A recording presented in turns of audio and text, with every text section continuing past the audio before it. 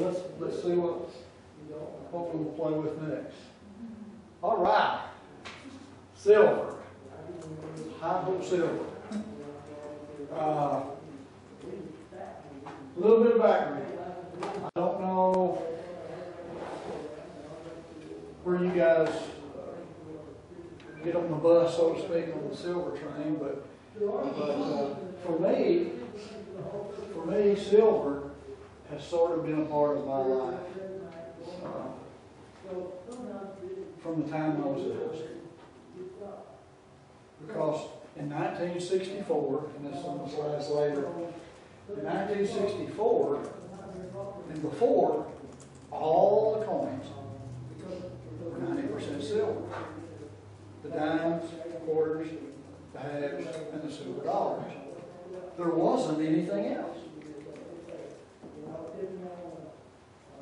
So,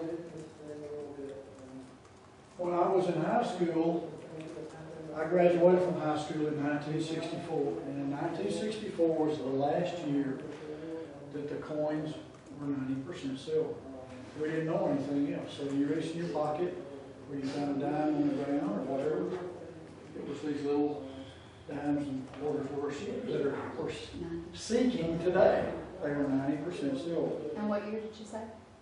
1964. 64. 1964. And we're going to do a whole section on silver coins.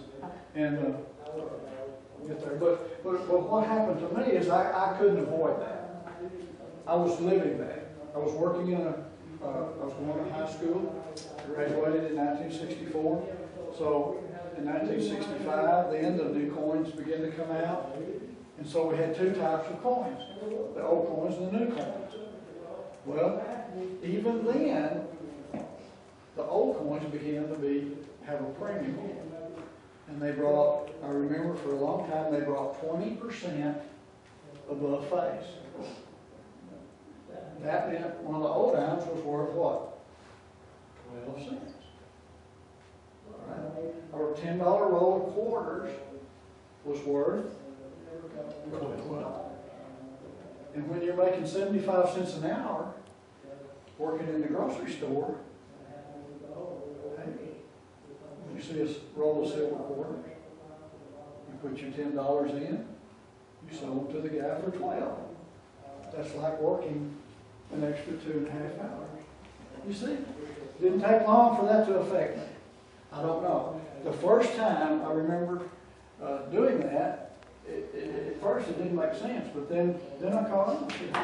Well, this is just like clockwork. So, even in those days, the silver coins began to be valuable. And so I began to learn something about silver by just osmosis. It was all around me. Most people weren't paying any attention. How I figured that out, I honestly do not remember. But I remembered that I started doing that. So that's the first time that I ever sold any silver was when I was in high school. And I wish I'd kept it. Now they're worth 22 to 1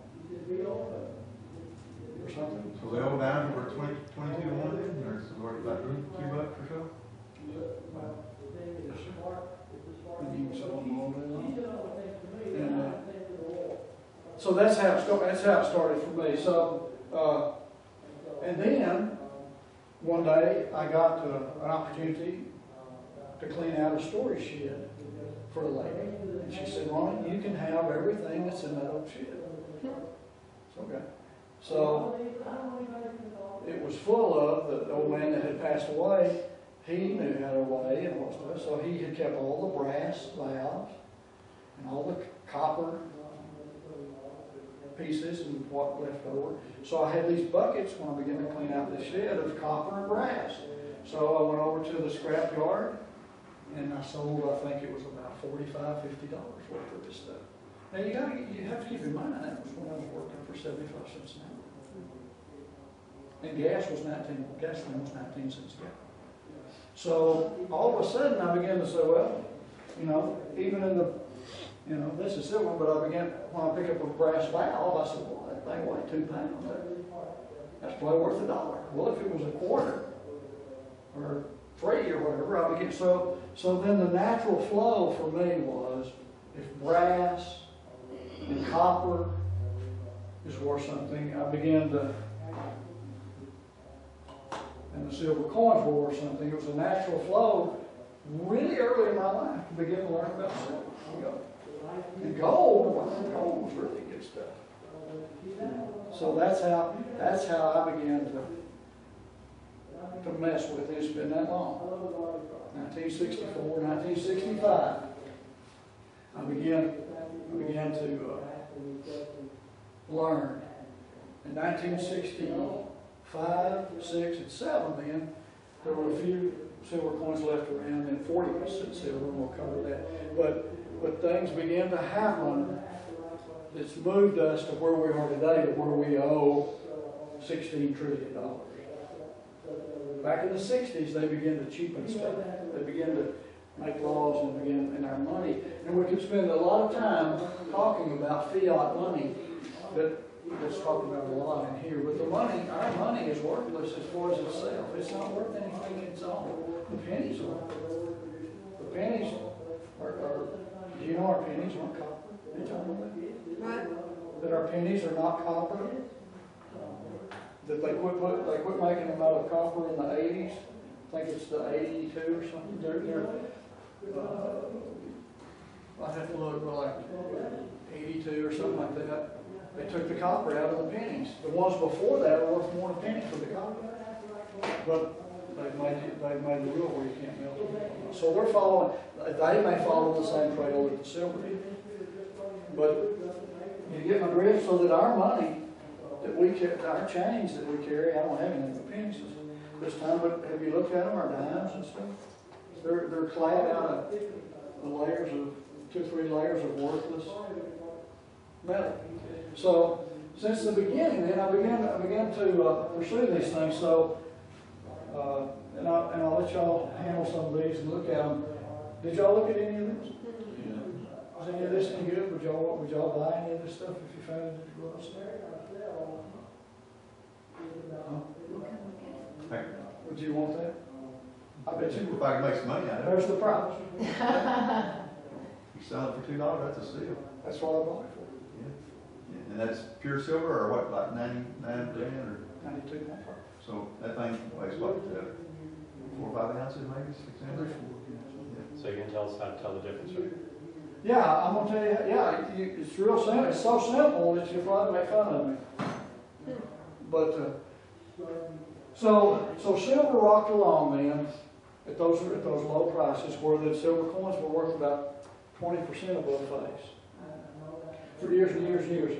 And then in the 80s, some guys called the Hunt brothers got to dorking with the market. And they decided they were going to corner the silver market. This is how I understand it. You look up on the history. But they began to try to buy up all the silver. And so what happened, the price of silver just went up. Went up, up, up. And so did gold.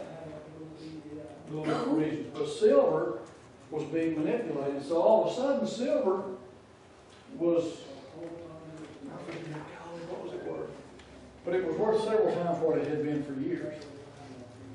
So I began, having known about it, I began to go and buy silver forks and spoons and stuff. I could go into an antique shop and say, ma'am, do you have any sterling flatware sets? Yeah, I've got one over here. You know. Pull it up, look at it, so what?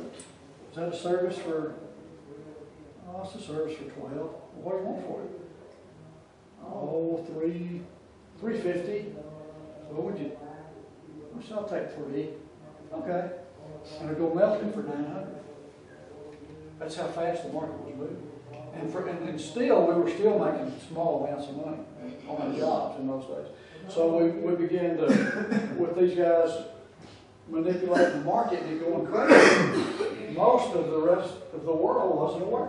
They just weren't paying any attention. And a lot of them weren't paying attention today. I bought that in an antique shop in Burning just a few months ago. And I left the price on $2.50. So what's it worth?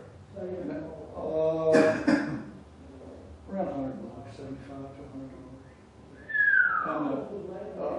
Tyler was with me. We were coming back from our little summer trip. And the point is that this common knowledge is a lot of people just don't know. So I'm gonna share it with you, and if this helps you guys, so that's what we want to do. We want to learn.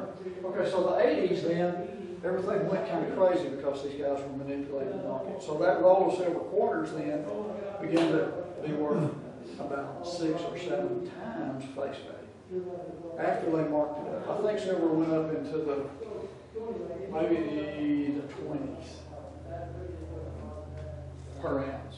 And so, having watched it and fiddled with it all those times, well, I called Bob and I said, or we began to talk. I said, Bob, we need to get in on this deal. So we began to pursue it and buy these silver sets and whatnot. And we got into the gold market. Because gold went the same way. It went up really high compared to what it had been. And the general public didn't catch on. They just didn't pay enough attention. So we began to kind of be in the silver and gold business there when it was so hot. And then it's really paid off through the years for us to do that. And I still mess with it today. So over the years, that knowledge, combined with what I had told you about earlier, that I got involved in the antique and collectible market really early in my life, I had a natural attraction to old things. I remember the very first old pocket watch that I got. I grew up in the liquor store with my dad there, and occasionally they let somebody have a bottle of whiskey or a bottle of wine, and they leave their watch or something in that kind of a little pawn shop deal. And they had a drawer, and they kept that. So one day I was in there, and there was an old watch. Gold-looking gold pocket watch. And I asked my dad, I said, hey, Dad, I like that old watch. I was a teenager, you know. He said, I said, well, what's against that old watch? And he looked at me and he said, $12 or something. I said, if I pay the $12, can I have that watch? He said, what do you want with that old watch? I just can't like it. Well, that watch I took, and off in my adventures, I got to looking around and showing it and doing it, and I sold it for $40. Well, that's a lot of money to me. So that got me started. So between the antique thing and having a little bit of background in the silver, then I was just been kind of in this thing since my teen years. And that's kind of my background. I've always kind of played, like today, usually on any given day, I can tell you pretty close to what gold and silver sells for. I have been for years. Silver's around 32, give or take a few cents, and $32 an ounce. And it remained, after that excitement and the Hunt brothers went broke, and silver went down overnight. It went down a lot faster than they had manipulated it, and it went up. And we knew that one of these days that we had a fear that it was going to do that. So Bob and I were buying silver as fast as we could find it, and we were selling it instantly. A couple of things, when we needed the money, I sold it before I bought it. That's kind of a neat trick too. It's a little dangerous, but if you make the right phone calls and get back to a place in time, you can sell it and then get back over there and buy it. And that's kind of a sure deal. We did some of that, but anyway, here we go. We're going along, and then the silver goes boom down. And so we said, well, we're not going to hold any of it because we don't want to wake up one morning with several $1,000s worth of silver at X amount, or at $20 an ounce, and be worth $10 the next morning. So we were pretty fortunate on that. We got out. When it crashed, we didn't get hurt. I had a little bit of a little ace up my sleeve on that worked out pretty good. We were selling it through the mail to one company, and they put their prices in a weekly published magazine, the Coin World, and in their article it said that these prices good through a certain date. So the morning that it crashed, I contacted them, and they still honored their prices, so I shipped them what we had left. And I guess they had honored theirs on and on, but I had always kind of kept that as an ace in the hole. So we only had a few $100s worth on hand, but we just, you know, we dealt with them and everybody was happy, so they took it. But anyway, the market is volatile. We could wake up one morning and it'd take off in the wrong direction today. Or it could go crazy if some kind of world event happens. So the excitement of the 80s, the Hunt brothers found out they could not manipulate the market, and it went back down. So silver settled in at 3 to, if I remember right, around 3, sometimes below 3 to $5 an ounce for years. It just eased up. Well, now it's right around, when I typed that a few days ago, it was a little over 32. This morning it's a little bit below. That's $32 per ounce. And as a result of that, the silver rush, like the gun rush, is on. How many ads do you guys hear on the radio? Gold, but now silver is getting a lot of attention. And the stuff we're going to talk about and show you is not rocket science. It's so simple. It's almost criminal to buy something from someone. But hey, I'm not out here to train the world. And if you come across a silver bowl or something and it's cheap, then that's the way to buy silver. Someone was asking me between classes, how would you recommend buying silver versus gold? How would you buy it? I said, well, preferably I like to buy it for about a fraction of what it's worth today, if I can. You know, I'd like to buy a truckload of these bowls or whatever, or these gizmos, you know, for if it's worth $100, I love it getting it for $2. That's fun. It's kind of like catching a big bass. It gives you that little bit of a thrill when you find a bargain like that, and it can be done. And so I'm going to show you how to do that. Some of the tricks of the trade that I've learned through the years. If you're interested, or if you're not, it will at least encourage you to evaluate what you've got. And so I've been on a real crusade now for several years trying to get the Christian community to at least quit selling what they've got at a fraction of what it's worth. Because I'm telling you, if you answer one of those ads on TV or about bring your silver, bring your gold down, you're not going to get that for it. I can guarantee you. They're not going to pay this. They're not in the business in this day and age to lose money. They're not going to do it. So I'll show you how to kind of look it over and how to evaluate your silver and your gold if you've got anything, and then if you want to learn how to buy a little more or something, I'll show you what we're doing and give you a little bit of our thinking on what, because where we're headed with this is these words we used up there a few slides ago this morning about chaos and collapse and crisis. They're talking about the economy and the dollar collapsing. That's what they're talking about. Is that the money that we know it, and therefore our bank accounts and our stocks and all these things have the ability to become worthless. And if you look throughout history, that has happened in other nations on certain occasions.